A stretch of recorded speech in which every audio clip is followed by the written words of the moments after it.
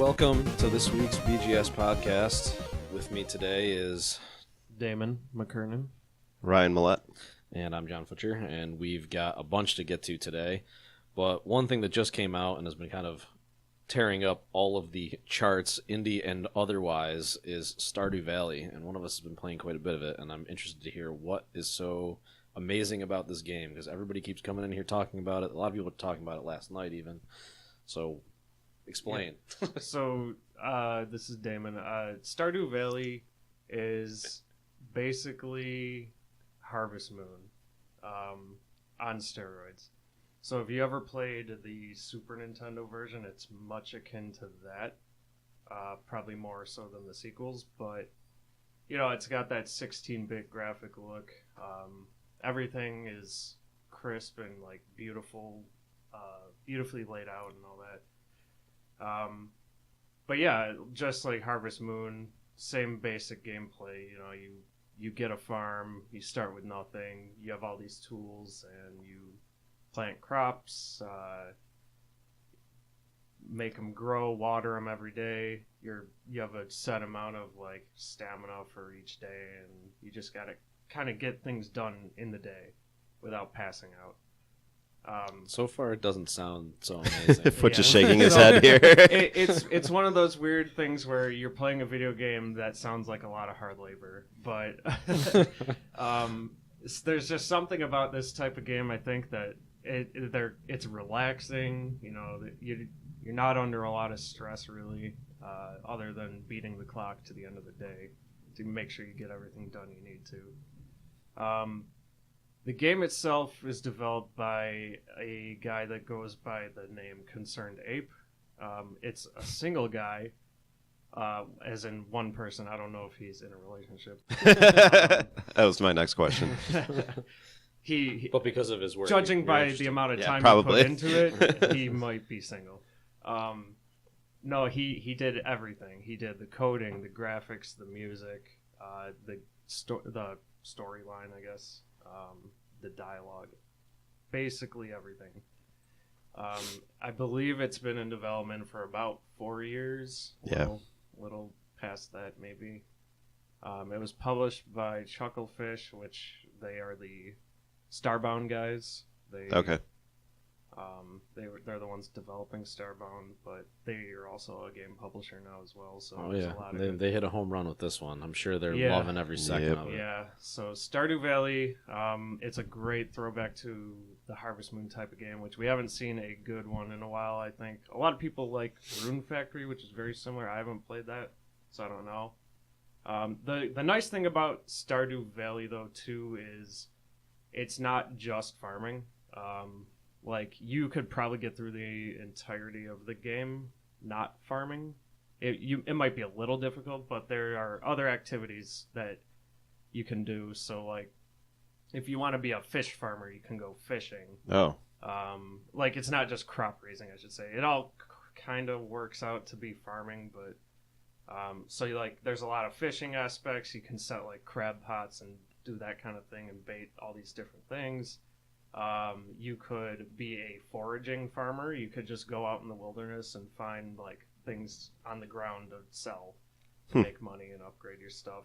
You can be an animal farmer, of course, you know, raise a bunch of chickens, sell eggs, do cows, give milk, that kind of thing.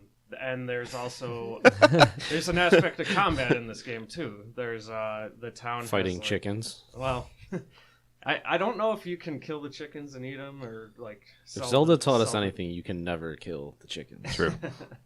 I know you can sell the live chickens for a good profit. You basically have to make them very happy by feeding them and petting the chickens every day, and like they have this little like happiness meter that goes up, and a fully happy chicken's worth like $8,000 or something, which is quite a bit of money in the game currency. The free range happy chickens is where it's at. I'm in the wrong racket. Yeah, apparently. But yeah, there's a lot to do. There's the aspect of like relationships and stuff back from Harvest Moon as well. You can, you know, hit up any of the townspeople that are single. Some of them are already in relationships, so You can still hit on them and everything. You could be a but homewrecker? You could be a homewrecker. Holy shit. I don't know if you can actually break up a marriage. Innovation. But,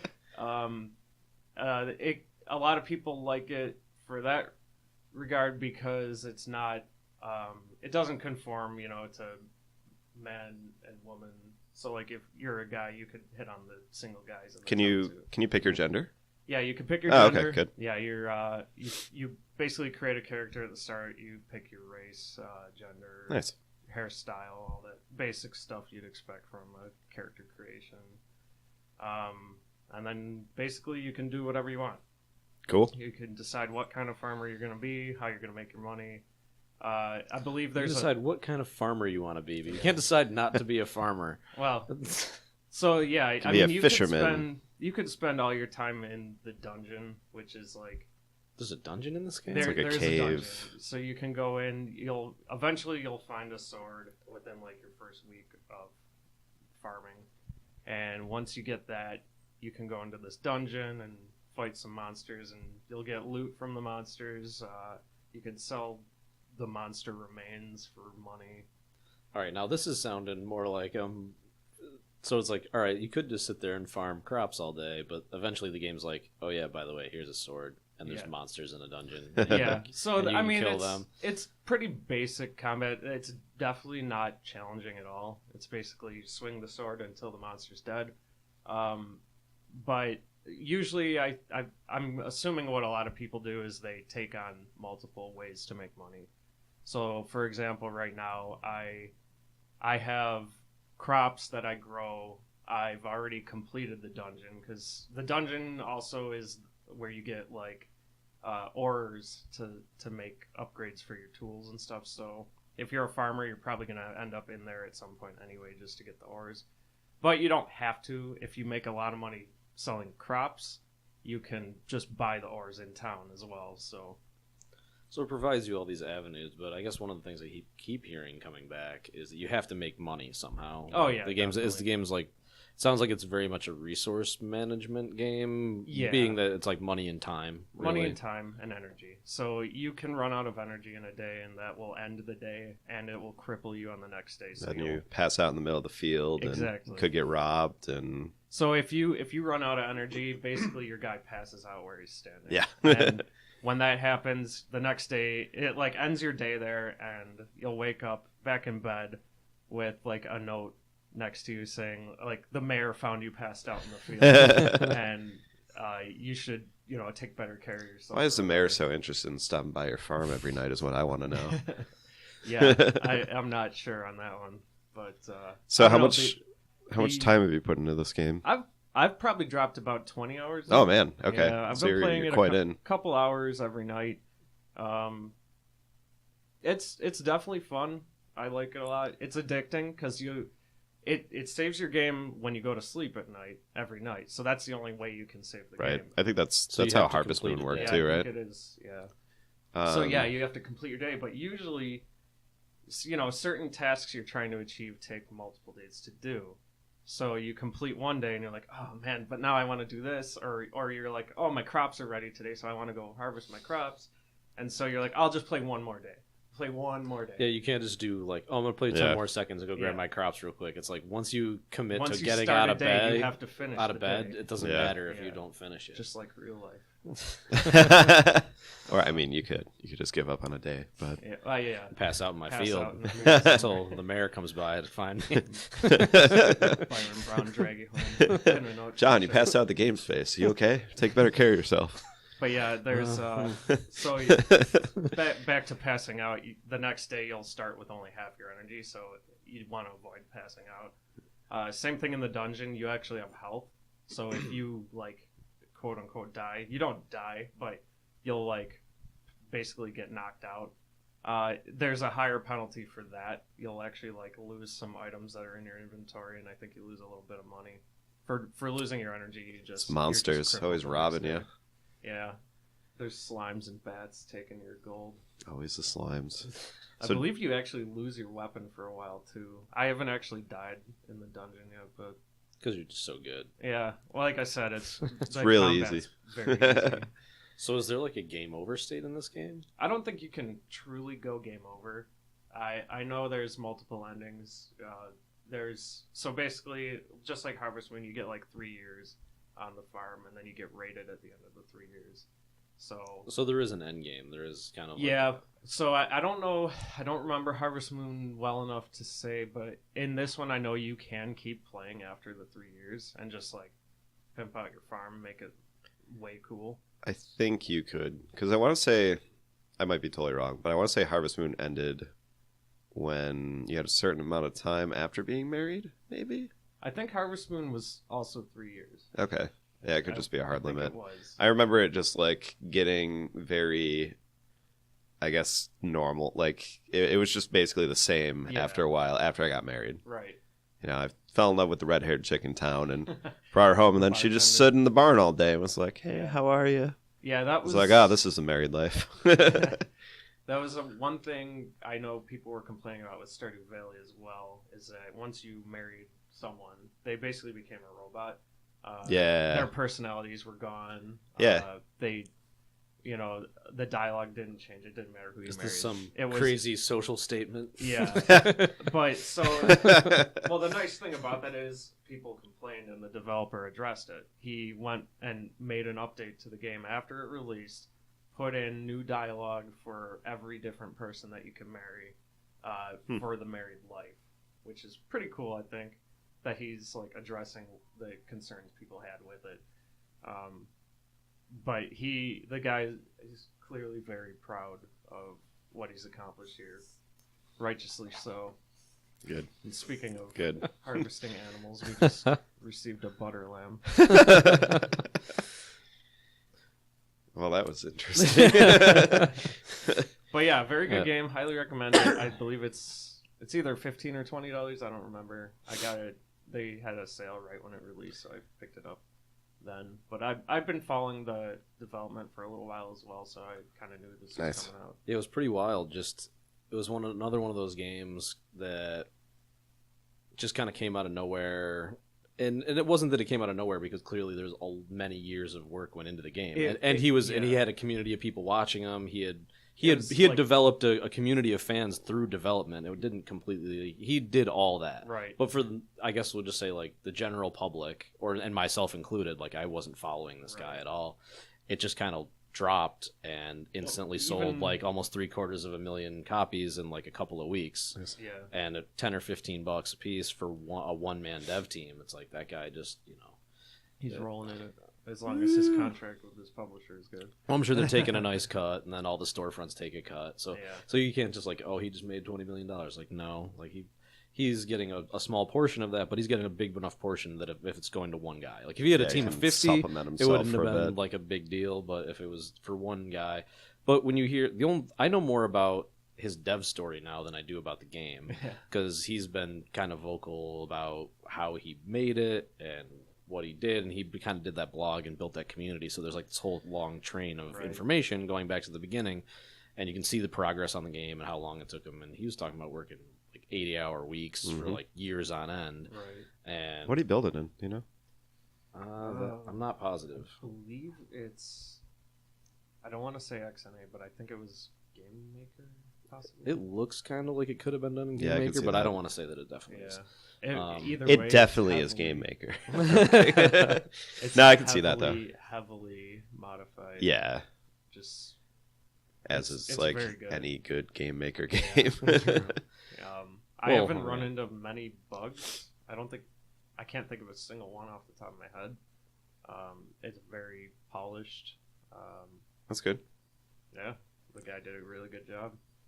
Yeah, I mean, it's crazy.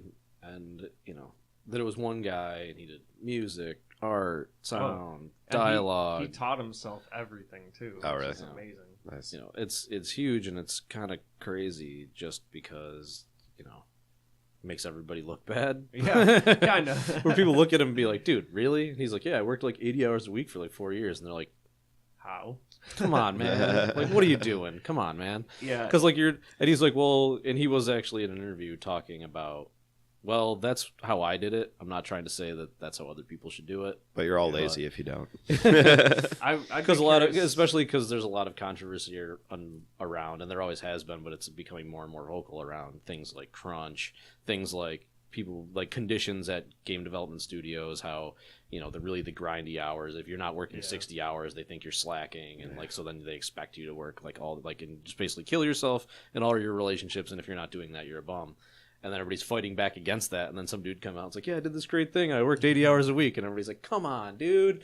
Yeah, I mean, it would be hard to justify it based on his story, though, too. Well, he said, he's like, that's what worked for me, and he was doing other stuff at the time. When he said he was working 80 hours a week, like half that time was working on other stuff to put food on the table and whatnot. Yeah, it could be like just his full-time job. Yeah, it wasn't just his job, he was doing, I guess he was saying, I kind of did just kind of lock myself in the house, and I didn't have really a life. Like, this is just what I did. Right. And so if you want to be that guy, go ahead, but that's not really a good indication of how to actually make something. Yeah, he sacrificed a lot to make the game. And, some people can do that. I personally probably couldn't. Well, at a certain point, even if you can do it, you can only do it for a certain amount of time before you just burn out. Yeah. And burnout's bad. It sounds like he made the game he wanted to play. Totally. It's clearly a passion project. Yeah. And we were talking about that a little bit the other day. Somebody was talking about how they were playing it, how they really liked it. They hadn't really told me exactly how it had played, but they were saying, I was like, oh, it's made by one guy. Like, is it polished? Is it good? And they're like, yeah, actually. That's what I was every once surprised in a while, to hear a little bit. Every once in a while, there's these weird little things that happen, or somebody will say something or do something, and then it's like, oh, that's kind of a weird little thing. Yeah. And they're like, well, but, I know that everything in the game is placed there on purpose, and the guy did it this way, so, I was like, oh, I look at it like, oh, that's interesting that it does that. So I basically said, if EA had made this game, would you let that fly? Like, if nobody told you that this was a one-man project, they just put it in front of you, blindfolded, they said, here, EA made this with a team of 500. What do you think of this? I feel like a lot of people would be like, well, this sucks, and this sucks, and this sucks. What about this? But since they know that it was a passion project by one guy, it taints a lot of people. I don't want to say taint, because that's the wrong word. It colors a lot of people's perception of the game, for good or for ill. I mean, at a certain point, it is awesome that it is one guy's vision. This is what he wanted to put out, and knowing that, it allows you to appreciate certain things about it that you might not otherwise. But I guess I just posed that as a question to the other person who said that. Like, oh, these weird little things happen every once in a while. But they seem to feel like, oh, those are quirky little idiosyncrasies and they're cool. As opposed to well, if the major corporation had done that, would you think they were cool? Or would you say, would you call bullshit and say it was a bug? Yeah. And they didn't really have an answer. Like, oh, I don't know. It's like, I can't. I guess if... For the price of the game, I wouldn't fault anything that happens. The only thing that I know of for a fact that he probably could have done better is his actual save system. It's just an XML file, so anyone can go in and change their money or their stats or whatever. Nice. Which I'm gonna be mayor in one day. Yeah, I'm gonna be picking myself up out in the field. That's the honor system of playing the game. Are you going to play the game or are you going to cheat at the game? I'm going to cheat at it. Yeah. That said, it's the only other part of it is you can kind of unlock achievements and stuff by editing your save file. So he doesn't check to see if it was modified externally or anything like that. Which, that's whatever. But the gameplay wise, if EA had released Stardew Valley for the same price, I would probably still be pretty satisfied with it.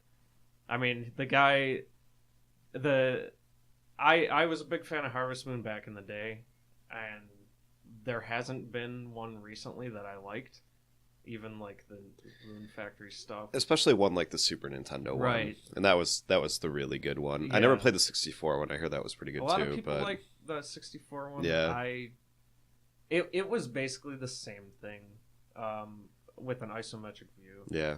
I wasn't a fan of the graphics they put in it, and it was just kind of confusing. But I think Stardew Valley hits a lot of nostalgia spots for a lot of people as well. So yeah, he's got that going for him. I mean, I'm interested because I loved the heck out of Harvest Moon when I was younger. So I probably will play it just based on that alone. Right. Because I had a great time with it. Yeah, it's definitely a time sink though. So get ready. Yeah, I know. Yeah, those games kind of passed me by. I never really played a lot of No Harvest farming Moon, games. or So, farming games. I was any of thinking those about that games. too.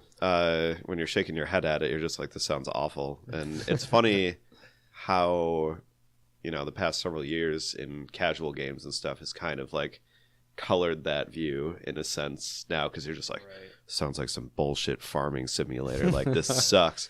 But if like, I'm very attuned to the Skinner box, and when I see it, it makes me grit my teeth. yeah, and I could tell like immediately. But if you played Harvest Moon, I feel like you'd have a better like understanding of like actually what this is what it compared could bring to the table. Exactly, yeah. Yeah. Because it like that whole wave of things that kind of happen from that game existing and onward, and the grind of such things, I feel like, on paper this sounds like that, and I can't speak to Stardew, of course, but I know Harvest Moon well, and it doesn't feel like that in the process of it. It's just a totally like different type of game, even though they sound like the same thing in weird ways. I mean, there's a lot of agency given when you're building your own world. You're making all the decisions about how everything goes down. It sounds... Part of the draw of those games lies in... It all feels like it's waiting there for you to interact with it, right? If you just ignore certain things, the game's like, okay, you ignored that stuff. But if you put any attention into anything, it rewards you for doing anything that you do. Mm-hmm. So I could see how that would be addictive, where you start going around and you take a second to pet your chickens, and what would normally just be an innocuous thing that doesn't have any effect on anything, the game's like, you pet your chicken 3 times and it gets +7 happiness. Now it's worth $1,000 more dollars. Yeah, and so everything you do is kind of positively reinforced. Oh yeah, so it encourages you to just interact with everything.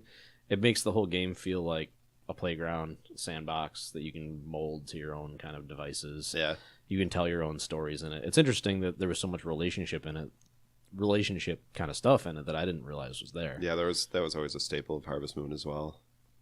Like going to town, finding a wife, type thing. Yeah, I had no idea. I mean, either. I didn't know. Not that would be a draw for me, really. You got a wife, you're good. Well, it's like, I don't. And again, just trying to create empathy with digital characters, and like, why would I care about what the person in town thinks of me because they have 3 lines of dialogue that repeat? So if you can make the world feel like it responds enough to your interaction, and there's enough variety there where you feel like you're actually crafting the world and you have agency within it, then I can see the draw of wanting to, I'm going to go to town and go do these other things. Yeah. And, well, tomorrow I'm going to go tend to my crops, and the day after that I'm going to go fishing. And every time you do something, the game reinforces what you did and acknowledges it and changes something up because you did it.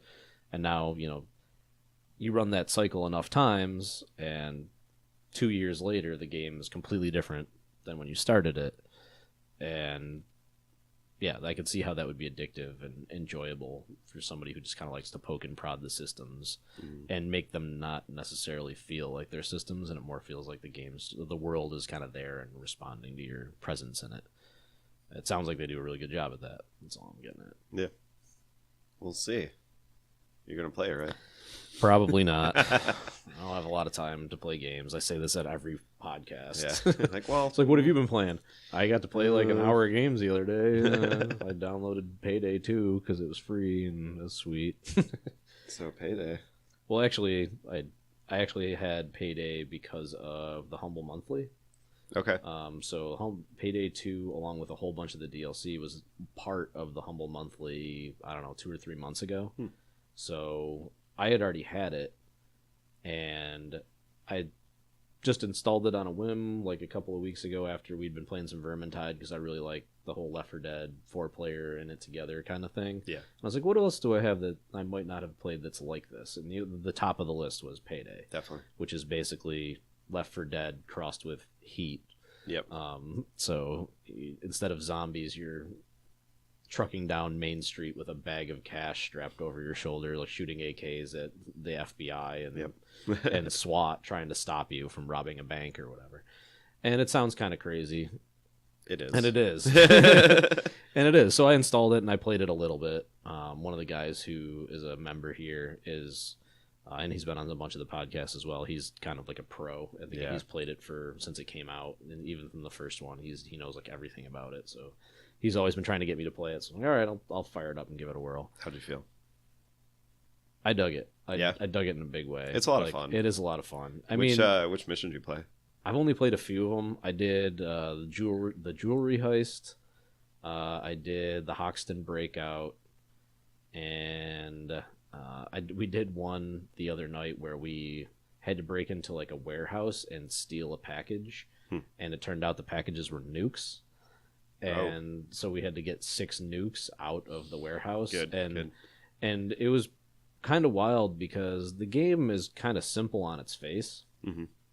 But it does a good job of mixing up the variety of what's happening, and it's a lot of you can tell that it's a lot of the same stuff, but used imaginatively enough that puts you in a lot of different situations where you have to respond accordingly. Mm-hmm. And I say that because it's like you bust into the warehouse and you can kind of creep around a little bit. Once you get spotted, it goes loud, and when it goes loud in a big way. Where instead of it's not just 2 guards coming after you, there's helicopters and people like kicking, like jumping, rappelling in through the skylights, and it gets wild pretty fast.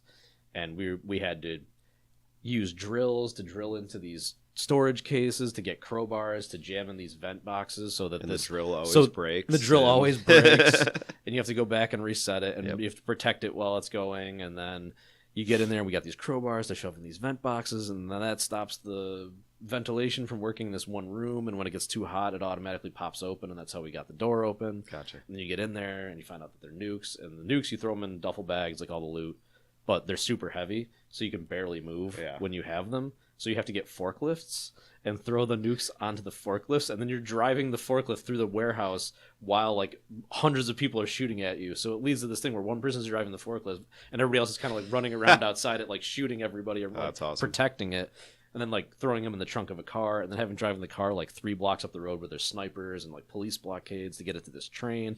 And at the beginning of the mission it was just like, get into the warehouse and find the thing. But by the end of it, we had done all this and like driven this crazy muscle car down the street and like thrown these things onto a train, and like it just kept like you got to the next checkpoint and you're like, is this it? Are we getting out? And it's like, now do this, and it's like, oh shit. And so it did a lot of cool stuff. I know they keep adding more and more missions to it. I have yet to do a mission purely stealth. Like I feel like that's a big draw. One of the big draws to the game is I saw the stuff with like the heists, and depending on how you spec out your characters, they can play very differently. You can get abilities in like crowd control or like hacking or like all these other different kind of things. And there's a whole casing aspect of the game where you can, case a bank and a store and find out where everything is and plant little bugs in the security cameras to make them loop. And, secretly pick the pocket of like the manager to get his key card, and then like surreptitiously use the key card to get into the back room and like steal the surveillance videos and do like all these kind of things that would like eliminate your trace, and nobody even knows you're there, and you're kind of just like sneaking stuff out the back door. That's awesome. Or you can walk in the door and just like smash open the jewelry case and start throwing it in a bag while the alarm's blaring and the cops start pulling up outside, and then try to shoot your way out of there. Yep. And the game really offers you the opportunity to do both. That said, jumping in a couple of games with randoms online, stealth was not really on the table. It's just instant chaos. It's like mask, go. Yeah, it's like, okay, we're like casing the joint, and then somebody just like looks at somebody sideways and they pull out a gun, and it's like, oh, come on. So I played a good amount of Payday 1, and I did play a little bit of Payday 2, but not enough to even explore those different systems that you're talking about. Like, I didn't know you could progress that far, and like that stealth was actually that much of an option to these types of missions and stuff. Like, I think I did one mission stealthily successfully before. There's like a nightclub you need to break into and like, I don't know, steal their money out of their safe or whatever. Yeah, and a lot of the missions in the game are multiple missions. So So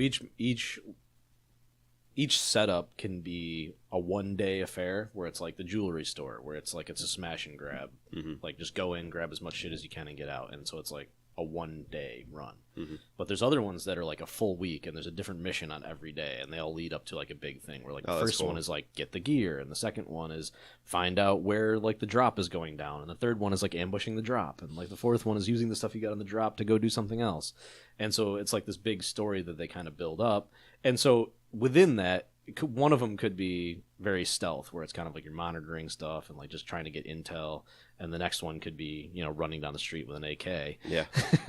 And then the next one could be back to like, you know, breaking into like a car dealership at midnight, and it's all dark and you're kind of creeping in with flashlights and stuff. So even within a specific heist or whatever you'd call them, there could be multiple avenues or days and like little submissions that you can go do. So it's not all or nothing. So it's interesting how it presents some of those, and obviously the ones that take multiple days lead to like the biggest payouts at the end, where like the actual the last one of all those leads to some kind of big heist mission, the payday, as it were. It's actually circled and says payday, like on the day, the day that you're supposed. That's where it comes from. Yeah, it's not just a clever name. Nice. Yeah, I mean, that's way more intense than I actually expected. Like, it is pretty cool. I mean, I get the impression that most of the time you end up going loud and fighting your way out. Yeah. Even if you do stealth, like the first half of the mission, it could be a point where at some point you trip the alarm or somebody catches on to you, and then whereas in a lot of purely stealth games, when that happened, it would just be like game over, start over, you know. In this one, you always really do have an opportunity to fight your way out. It's not, they don't make it easy, but it's totally doable, where you can actually blast your way out of there if you have a good team and you're doing stuff. Nice. But there's a lot of other cool. There's also the in between, right, where you're not completely stealthing it, but you're not in the firefight with the cops, where you can go into a bank and everybody can throw on their masks and somebody can jump up on the freaking desk like the dead presidents and be like, everybody get on the floor, like we're robbing the place, and you can go around zip tying hostages and like moving them into another room and making them sit on the floor. And, you know, so keeping them away from the secret alarms. Yeah, keeping them away from the alarms. And so that's not necessary. That's not like technically just stealthing it like nobody knew you were there. But it's kind of like that in between thing where you're doing crowd control. Like you're zip tying and ordering around people and making them do what you want to do, and using that as long as you can before like somebody does trip an alarm or show up or something. Yeah, so it's cool. It really kind of does give you a lot of options to play around with. And the fact that it's very 4-player co-op, I always dig that. And the fact that it has leveling and skills and gear and weapons and loot, and it's all very deep. And it sounds like they keep adding to it and adding to it and adding to it. There's like 50 different DLCs for this game. Really? And right now they're all like $1 a piece on Steam. Nice. So that was kind of what predicated this conversation, was because I got a part of the Humble Monthly a couple months ago, and then just this past week Steam put it up for free for everybody for the week. Like I think until the 31st anybody can download and play it for the week, and then if you want to buy it, you can get like the Game of the Year edition with all the DLC for like $13. Oh, nice. So you can get the whole game and every DLC they've ever put out for it for like $50 for $13. I'll have to take a look at that. So if price per hour spent of fun, you're not going to beat that right now. Yeah. Especially when, you know, if you play with friends, that's where the game really kind of shines. And we played with some of the members here, kind of a bunch of people grabbed it, and we've been playing it a little bit here and there. So as much as I just talked about like all the different things you can do, I've probably sunk like, I don't know, 4 or 5 hours in it over the course of a week or two. Yeah. I still haven't had a ton of time to play. But I definitely like it. You don't have time to play games. So. Well, again, you know, it's Friday, so tonight we'll play some games at BGS Arcade. That's always good. You got to put it on the calendar well in advance so I can be like, yep, playing games tonight, a little bit at least. But yeah, I mean, so my sum total of my game experience recently has been Vermintide and Payday. You throw Left 4 Dead in there, and it's like I only play one kind of game. Yeah, not counting like the single, you know, everybody sitting on the couch next to each other playing Rocket League or whatever that happens every couple of weeks around here. Yeah. Samurai Gun, something like that. But that always lasts for 5 minutes or whatever. Yeah, so that's been my sum total of stuff. And right I now. don't have much to contribute. I'm still in the witness. Still in the witness? 2 puzzles away, I'm pretty sure. You think you're 2 puzzles away? Yeah, so I thought I was 2 puzzles away earlier when I talked to you, and then there were like 8 more. And now I'm 2 puzzles away. I feel really like sick over that game right now. Sick because... Physically, like literally. So maybe I'm just hungover. But I mean, I was out last night. But at the same point, right at the end, there's these puzzles, and they're on a pillar, and you spin around the pillar. And I was doing this for like a half hour straight. I just couldn't figure out this one puzzle, and I've never had motion sickness, but I'm pretty sure that's what it feels like. I'm just like, oh, like I really cannot stare at this anymore. Like, this is rough. And like, I think there's like 8 puzzles there, and it's just like these pillars in a row, and I did 6 of them, and I was stuck on the 7th, and I'm just like, oh God. That's when I was texting you earlier. I'm just like, fuck this. Like, I can't. But then I think I'm done. I hope. I'm definitely like far into the end game of it. Yeah. Like, I wonder if somebody's listening being like, no, I know exactly where he is with the pillars. Yeah. He's actually got 27.5 puzzles to go. No, and they're all on the pillars, and you have to spin upside down.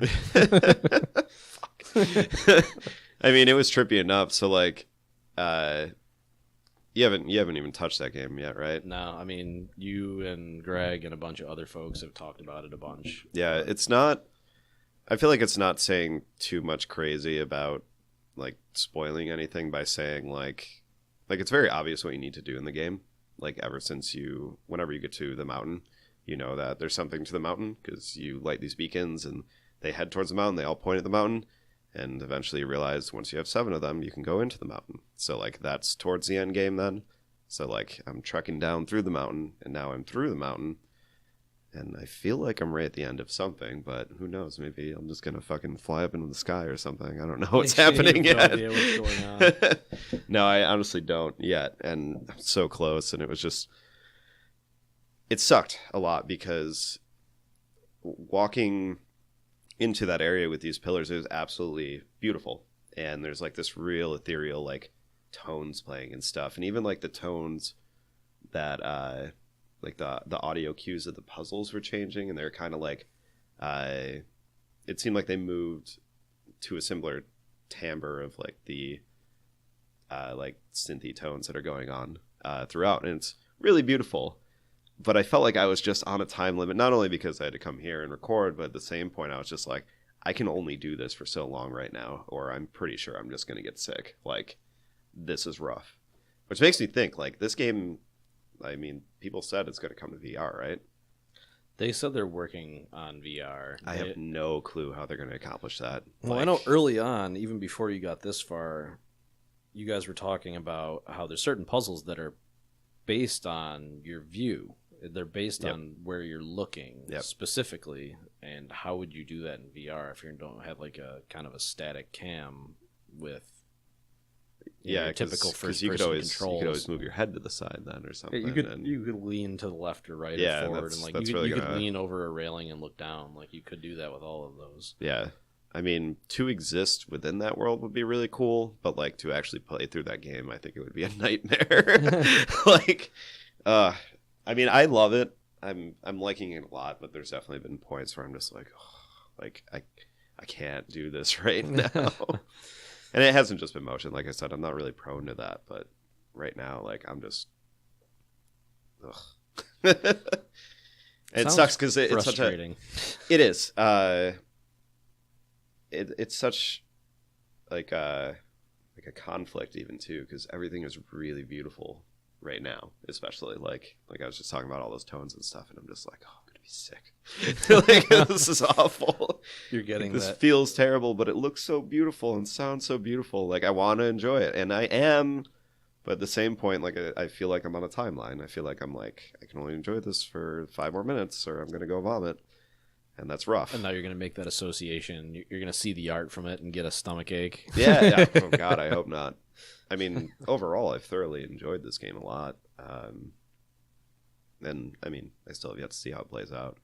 But, yeah, you've been playing it for a while. Yeah, I think I'm at, like, 35 hours at least. I have I think I checked before I left. I have like 382 puzzles, plus like there's world puzzles that count on top of that. So I'm close. There's definitely some areas that there's still some things here and there, but like I'm pretty high up there in comparison to, I guess, most people. That's that play crazy. this, so yeah, I was really hoping that I was going to be able to complete it and come in with some ideas about that, even though I'm sure it'll take a little bit to process too. But like, yeah, it did not happen today. I got dizzy. Get in, come in, talk about the ending. Yep. Tell everybody exactly what it is, exactly what it means, why it sucks. Why I hate it. No, that's all I got on that. I mean, well, even though the language of the game really improves over time too, like once you start to understand it more, you get more and more effective in that game, which I think we talked about a little bit, but it was constantly surprising to me how much more effective I was at like just approaching a puzzle and being like, oh, I get it. And just, even if it was something completely new and different, I'm like, oh, I see what they're going for here. Or like, oh, I'm just going to try this thing. And I think that's on the right track of what they're expecting. And it totally was, often. So it's an interesting progression that you end up hitting after a while. And, you know, even like the last few times I played it, like they're just the most productive days I've had. And I'm just like, bloop, bloop, bloop, bloop, bloop, and like get like 3 beacons in a row. I'm like, yeah, I'm awesome. And then obviously you run into something and you're just like, fuck everything. And once again, I am there. And judging by how much time they put into the game and balancing it and retweaking it and whatnot, I'm sure that's not an accident. Oh God, like, I know. Here's a few to like whet your appetite and let you feel like you're crushing it, Yep. and then we step on your neck, and then you get out of that and like, okay, here's a few easy ones to Yep. like to ease off Yep. your throat for a while so you can enjoy it again. Yeah, it like gives you the flow and it takes away the flow.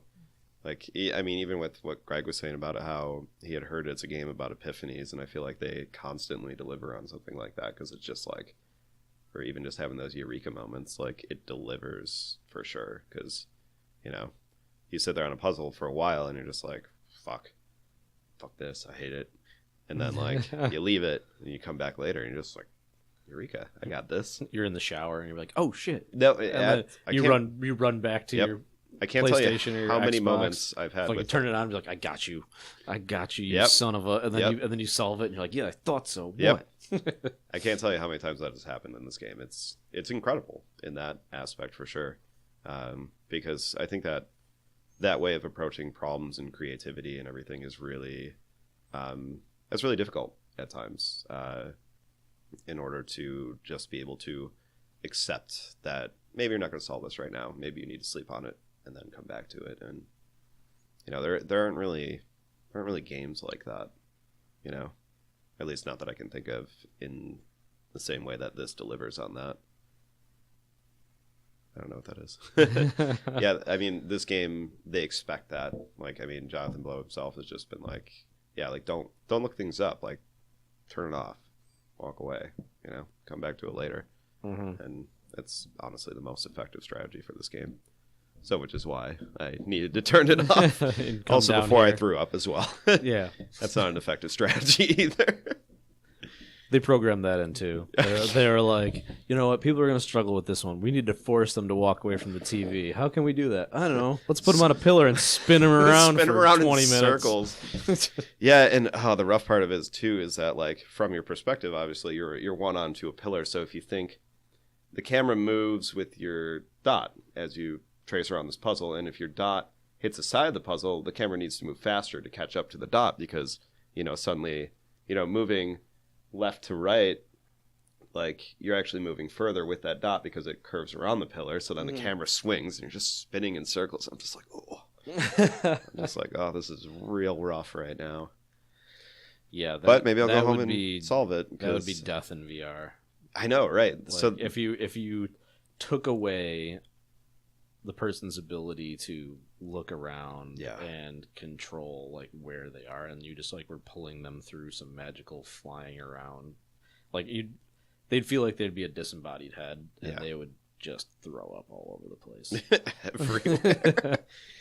Yeah, even thinking about it now, I'm just like, ooh, But Yeah, and that was on a 2D screen separate from you. You weren't Yeah. inside it.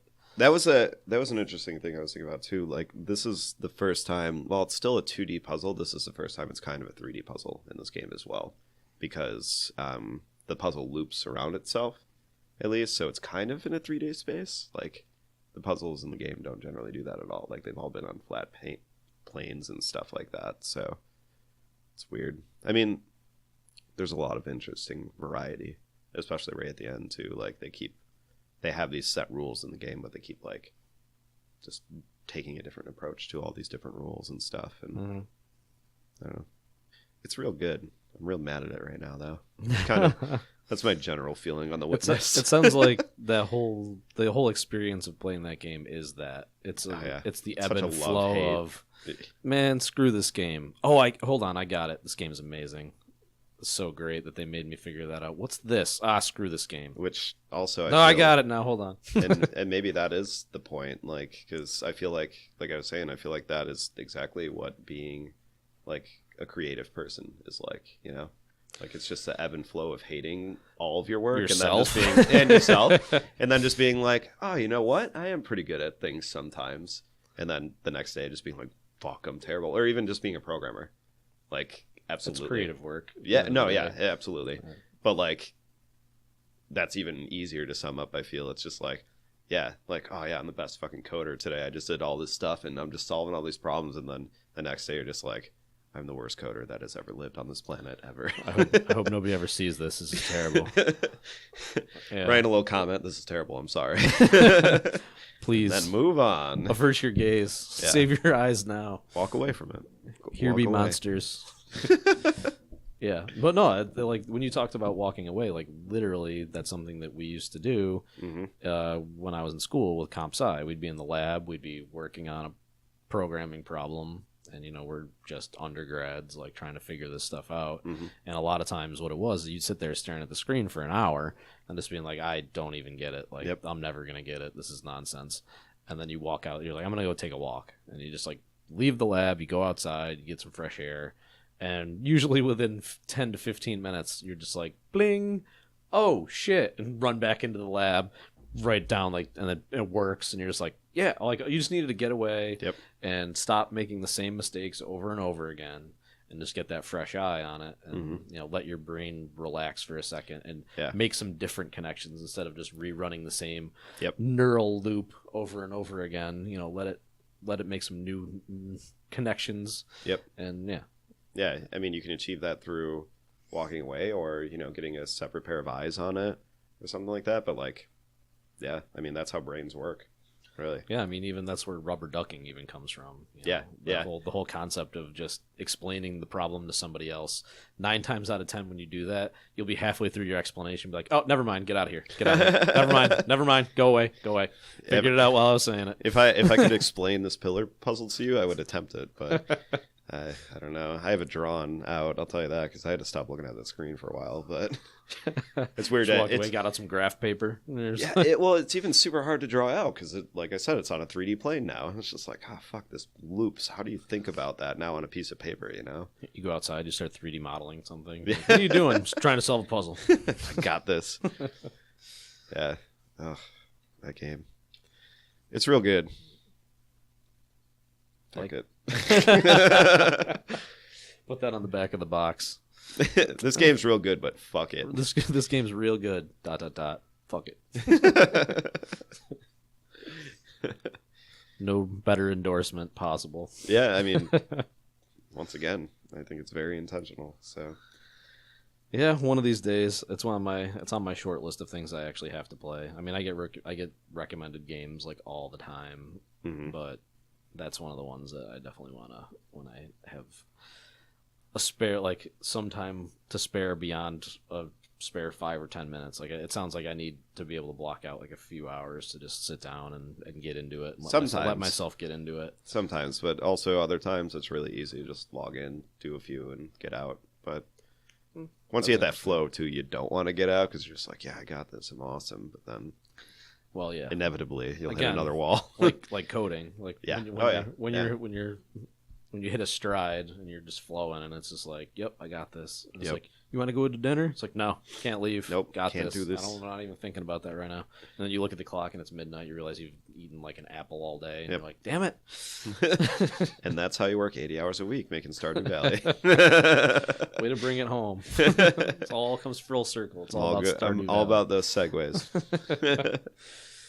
Yeah, so that's interesting stuff. But yeah, so yeah, Stardew Valley, Payday 2, The Witness, good stuff. Mm-hmm. Got Arcade tonight. Got some cool stuff coming up soon to announce. I believe we've got the next game jam on the docket for BGS coming up. Is there a date yet? Believe it's going to be April 22 through 24. So that's coming up soon. Shortly thereafter, we're having a showcase at the Science Museum, and then we should be having a little spring party around here right after that. So keep an eye out for those things. I like parties. Fun things are fun. Yeah. Um, Video games. yeah. So keep an eye out on all that stuff. Thanks to everybody who's a member and supporter of all the stuff that we're doing around here. This booth is finally kind of coming into its own. It's not quite done, but we're almost there yet. So thanks to everybody who helped out with that. Yeah. And we'll see you guys around next time. Take care.